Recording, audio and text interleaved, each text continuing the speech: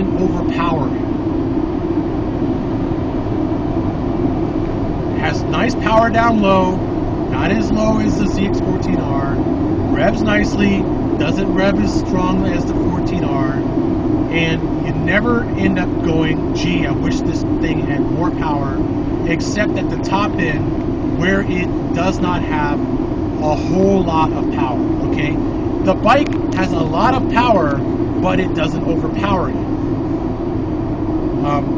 You're not going to be on the Busa and go, damn, I can't ride it, it's got too much power.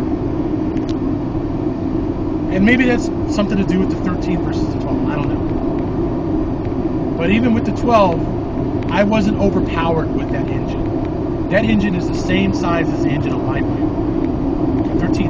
13 versus a 12. It's got fuel injection.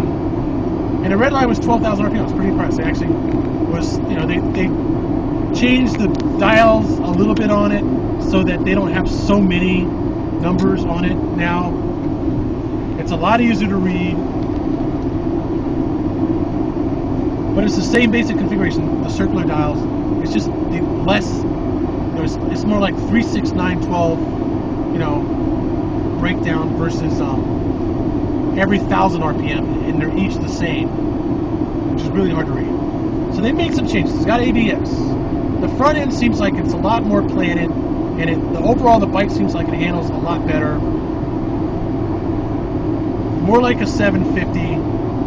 I would say it has the same balance as the Gixxer 750, but significantly more power. And I would rate that bike as a solid 9 overall. The seating position, the handlebars are not quite as low as they used to be. The only problem I really have with it is the tank comes up, and you really get down in the tank and you kind of crack your nuts a little bit on it. I would like the seat to be a little bit less aggressive. The handlebars are good. I think it's a good bike. I think it's a nice bike. I'd like the fairing to be a little higher, come up a little higher. But I would rate that bike a good solid 8.5. I was more impressed with it than I was before.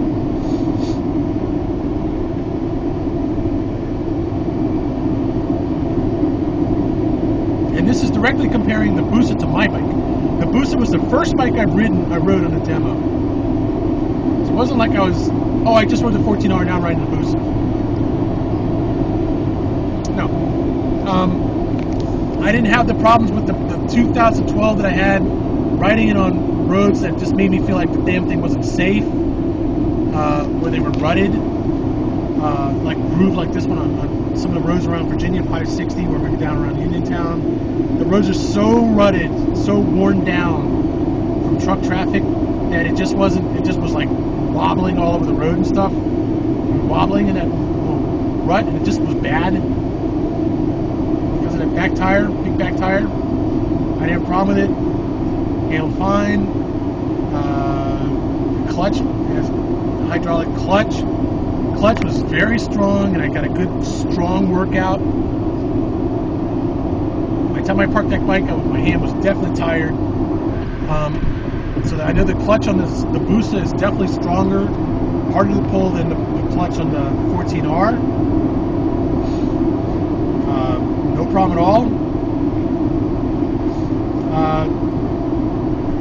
And I just felt like it was a little easier to turn. It had a good balance front to rear. It was very good to ride, very fast. You know, I wish it looked a little bit better and maybe the back, but I am not going to complain about the Busa. Someone give me a Busa tomorrow and be happy. So comparing the Busa to the 14R directly, the Busa has a slightly shorter wheelbase, doesn't feel as long. It feels like it's got a better front to rear balance, more weight on the front, but not too much. Not as squirrely in the corners, not as top heavy, not as much acceleration. Doesn't really get up and go from as low. Doesn't have the peak power 14R has. Just doesn't have the power. I'd say it has about 90% of the power of the 14R.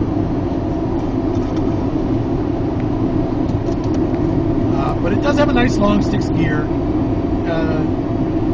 The bars are not quite as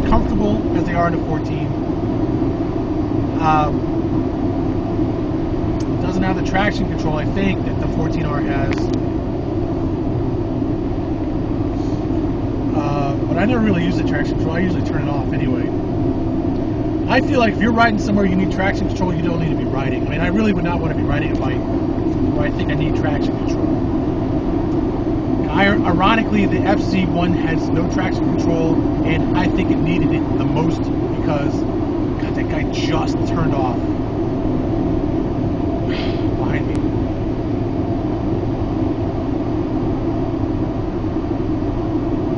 I think the 14R doesn't need a traction control. The FZ1 did. Busa did not. Z1000 didn't. You know, if you're riding on a road where you need traction control, you're in trouble because the major problem is your throttle is just too aggressive. You're pulling 8,000, 9,000 RPM and going through turns on a wet road where you need traction, where traction control might save you. You're being an idiot. The best type of traction control is to keep the RPMs down. Don't generate that power in the first place. So the traction control to me is like ABS. I'd much rather have ABS than traction control because you don't have much room for the front wheel to slide. You have all day for the back wheel to slide. Relatively speaking. The last thing you want to be doing is have the front wheel slide while you're trying to stop. I can easily catch the back wheel if it slides when I'm accelerating.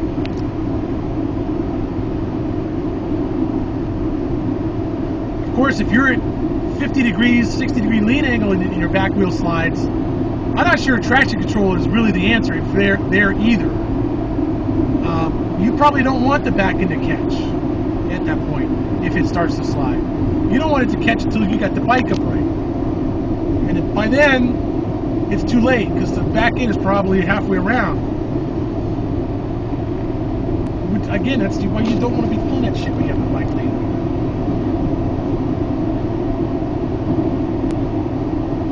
I would say that what you really should have on a bike in terms of safety features is an automatic brake while you're turning that is ABS.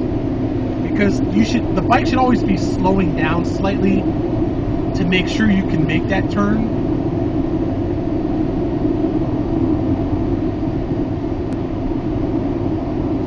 So I would say if it's a safety feature, what you want is something that detects the lean angle and applies the brake with ABS to slow the bike down so you don't have to lean it over that far to turn.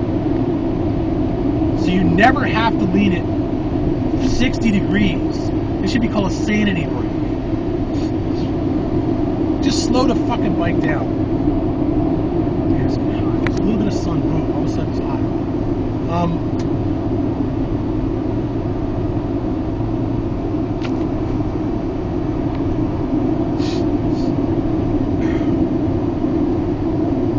I would write that down as a recommendation. So when a guy starts cornering a bike like that, you need to slow the bike down. Just slow it down for him. Just slow it down for him, fuck it. Kind of Mustang towed motorcycle.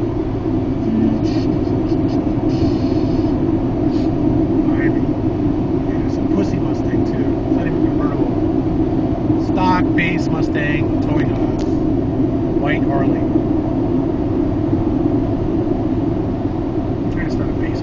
Well, it's his base. I think it's the base Mustang 5.0. But I think that's how you have to do it. It's one thing to take a bike somewhere and go riding around the beach, the boulevard, and stuff like that. Another thing to ride it 1,500 miles and do that. I think that's crazy.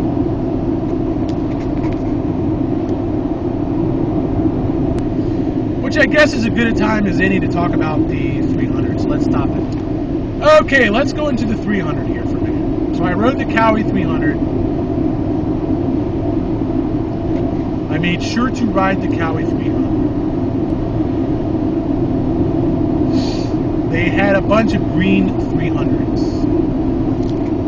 Let me give you a little bit of a backstory.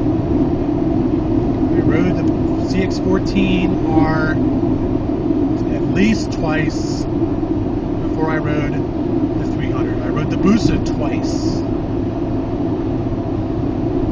before I rode the 300. I rode the Z1000 before I rode the 300. The ride before I was going to take the 300, the 145 ride, I got a ride on the Z1000 as a fill-in.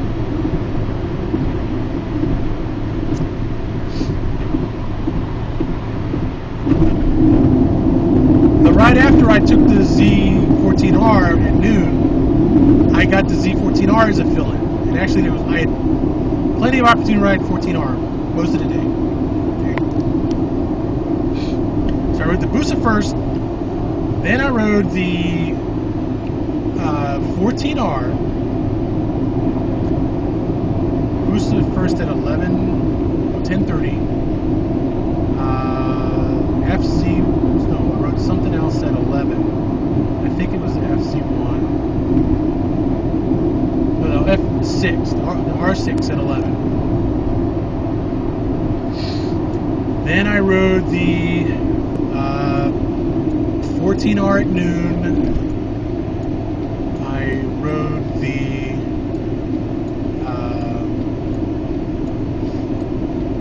14R again at 1:30. No, 14R at noon. I rode something at 1:45. I had a ride at 1:45. Whoops. I'm trying to remember what it was. I guess it was the 300. I had 300 at 1:45. But I got another 14R ride at 1:30.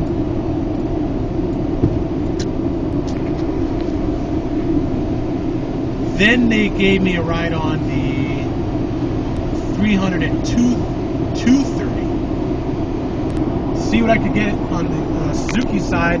Got another Busa ride at about 2 o'clock. I tried to work it, the next one over, maybe 85 miles an hour. And another Busa ride at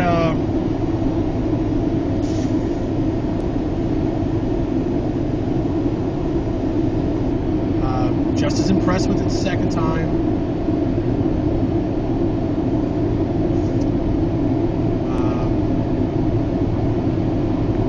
Complaints, man, just not quite as much motor as, little better handling than the 14R, but not quite as much motor. I mean, I think that's how I would categorize it.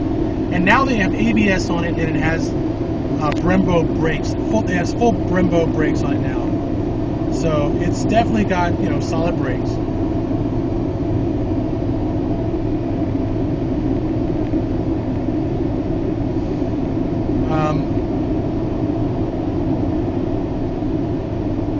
I feel like I could buy that bike and be happy with it. Although it might leave me possibly a little bit wanting more power. Okay, like it is a bike that I'm 100% comfortable with the motor. It doesn't ever make me feel like I can't handle the motor all the way through the power band. I took it to red line. I didn't have a problem with it. Open throttle all the way, didn't have a problem with it. The back end got chirpy on me once. I didn't have a problem with it. So the bike has definitely got enough power to break the back wheel loose, but not so much power that it's going to throw you off the back of it. Let's put it that way, okay? The 14R has enough power to throw you off the back of it. I almost threw myself off of it once. Not quite leaning forward.